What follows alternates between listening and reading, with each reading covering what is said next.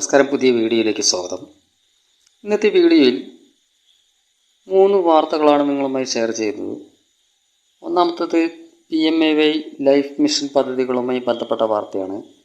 രണ്ടാമതായി 70 വയസ്സ് കഴിഞ്ഞവരുടെ ആയുഷ്മാൻ ഭാരത് പദ്ധതിയുമായി ബന്ധപ്പെട്ടതാണ്. അവസാനമായി ആധാറുമായി ബന്ധപ്പെട്ട വിവരങ്ങളാണ്. ആദ്യം തന്നെ മാധ്യമങ്ങളിൽ വന്നിട്ടുള്ള ഒരു വാർത്തയാണ്. ലൈഫ് മിഷൻ വഴിയുള്ള വീടുകളുടെ നിർമ്മാണവുമായി ബന്ധപ്പെട്ട് ഫണ്ട് വിതരണത്തിൽ അപാകതയുണ്ടെങ്കിൽ പരിഹരിക്കുമെന്ന് മന്ത്രി MP രാജേഷ്. സർക്കാരിൻ്റെ സാമ്പത്തിക പ്രതിസന്ധി ഉണ്ടെങ്കിലും തദ്ദേശ സ്ഥാപനങ്ങൾക്ക് വിഹിതം കൊടുക്കുന്നതിന് തടസ്സമൊന്നും ഉണ്ടാകില്ലെന്നും ഫണ്ട് കിട്ടാതെ വീട് പൂർത്തീകരണം മുടങ്ങിയെന്ന പരാതി പ്രത്യേകം പരിശോധിക്കുമെന്നും അദ്ദേഹം പറഞ്ഞതായി വാർത്തയുണ്ട്. അതിനിടയിൽ ലൈഫ് വീടുകൾ എത്രയും പെട്ടെന്ന് പൂർത്തിയാക്കണമെന്ന് മുഖ്യമന്ത്രി പഞ്ചായത്ത് പ്രസിഡന്റുമാർക്ക് നിർദ്ദേശം നൽകിയതായും വാർത്തകൾ വന്നിരിക്കുന്നു.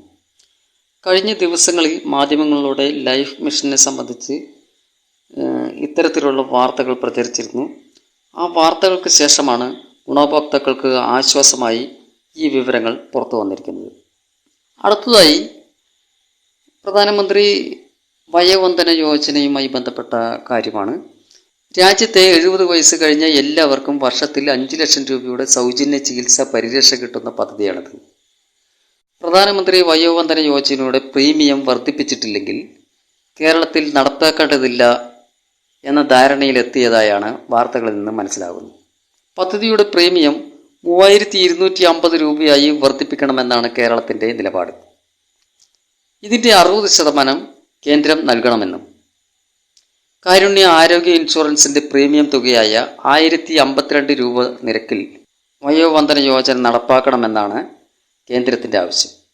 പദ്ധതിയുമായി ബന്ധപ്പെട്ട ആദ്യഘട്ട ചർച്ച മുതൽ തന്നെ പ്രീമിയം വർദ്ധിപ്പിക്കണമെന്ന് കേരളം ആവശ്യപ്പെടുന്നുണ്ടായിരുന്നു. കേന്ദ്രത്തിൻ്റെ മറുപടി പരിശോധിക്കാമെന്നായിരുന്നെങ്കിലും പിന്നീട് ഇതേ ആവശ്യം ഉന്നയിച്ച് പലതവണ കത്തയച്ചിട്ടും കേന്ദ്രം പ്രതികരിച്ചില്ല. കാരുണ്യ ആരോഗ്യ സുരക്ഷാ പദ്ധതിയിലെ അംഗങ്ങൾക്കുള്ള സൗജന്യ ചികിത്സയിൽ മാത്രം കേന്ദ്രീകരിച്ച് മുന്നോട്ടു പോകാനാണ് കേരളത്തിൻ്റെ തീരുമാനമെന്നാണ് റിപ്പോർട്ടുകൾ സൂചിപ്പിക്കുന്നത്. സാമൂഹിക സാമ്പത്തിക പിന്നോക്കാവസ്ഥയിലുള്ള 70 വയസ്സ് കഴിഞ്ഞവർക്ക് നിലവിൽ കാരുണ്യ ആരോഗ്യ ഇൻഷുറൻസിലൂടെ പരിരക്ഷ ലഭിക്കുന്നുണ്ട്. കൂടാതെ 3 ലക്ഷം രൂപയ്ക്ക് താഴെ വാർഷിക വരുമാനമുള്ളവർക്ക് 2 ലക്ഷം രൂപയുടെ കാരുണ്യ ബെനവലന്റ് ഫണ്ട് അഥവാ KBF വഴി ചികിത്സാ സഹായവും ലഭിക്കും. അതിനാൽ സാമ്പത്തികമായി മെച്ചപ്പെട്ട 70 വയസ്സ് കഴിഞ്ഞവർക്ക് വേണ്ടി അമിത ബാധ്യത ചുമക്കേണ്ടതില്ലെന്നാണ് കേരളത്തിൻ്റെ കാഴ്ചപ്പാട്. ഇതൊക്കെ പറയുമ്പോൾ ഒരു കാര്യം എടുത്തു പറയേണ്ടതുണ്ട്. കാരുണ്യ ഇൻഷുറൻസിൽ കുടുംബത്തിന് ആകെ 5 ലക്ഷത്തിൻ്റെ പരിരക്ഷയാണ് ലഭിക്കുക. എന്നാൽ വയോവന്ദന യോജന പ്രകാരം കുടുംബത്തിന് ലഭിക്കുന്ന 5 ലക്ഷത്തിന് പുറമെ 70 വയസ്സ് കഴിഞ്ഞ അംഗങ്ങൾക്ക് പ്രത്യേകം 5 ലക്ഷം രൂപയുടെ പരിരക്ഷ ലഭിക്കും. ഈ പിടിവാശി കാരണം അതില്ലാതാകുമോ എന്നാണ് എല്ലാവരുടെയും ആശങ്ക. കുടുംബം സാമ്പത്തികമായി ഉയർന്നതാണെങ്കിലും വരുമാനമില്ലാതെ വിശ്രമ ജീവിതം നയിക്കുന്ന വയോജനങ്ങൾക്ക് കിട്ടേണ്ട സഹായം ഇല്ലാതാകുമോ എന്നാണ് മറ്റൊരു ആശങ്ക. ഇനി ആധാറുമായി ബന്ധപ്പെട്ട വിവരങ്ങളാണ്. ഈ ആധാർ വരാൻ പോകുന്നു എന്നതാണ് പുതിയ വാർത്ത. ഇനി ആധാറിൻ്റെ കോപ്പി നൽകേണ്ട, ആധാർ പുതുക്കാൻ ആധാർ കേന്ദ്രങ്ങളിൽ പോകേണ്ട. ആധാറിൻ്റെ കോപ്പിക്ക് പകരം അതിൻ്റെ ഇലക്ട്രോണിക് രൂപം ഷെയർ ചെയ്യാൻ കഴിയുന്ന സംവിധാനം വരാൻ പോകുന്നു.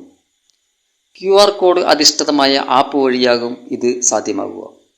ഇതുവഴി ബയോമെട്രിക് ഒഴികെയുള്ള വിവരങ്ങളെല്ലാം ആധാർ കേന്ദ്രങ്ങളിൽ പോകാതെ തന്നെ എഡിറ്റ് ചെയ്യാൻ കഴിയും. ആധാറിലെ QR കോഡ് ഉപയോഗിച്ച് മൊബൈലിൽ നിന്നും ആപ്പിൽ നിന്നും മറ്റ് സംവിധാനങ്ങളിലേക്ക് ഷെയർ ചെയ്യാൻ കഴിയുന്ന തരത്തിലുള്ള സംവിധാനം നവംബറോടെ ഉണ്ടാകുമെന്നാണ് അറിയുന്നത്. ഹോട്ടലുകളിൽ റൂമെടുക്കുന്നത് മുതൽ ട്രെയിൻ യാത്രയിലെ തിരിച്ചറിയൽ ആവശ്യത്തിന് വരെ ഉപയോഗിക്കാൻ കഴിയുന്ന സംവിധാനമാണ് വരാൻ പോകുന്നത്.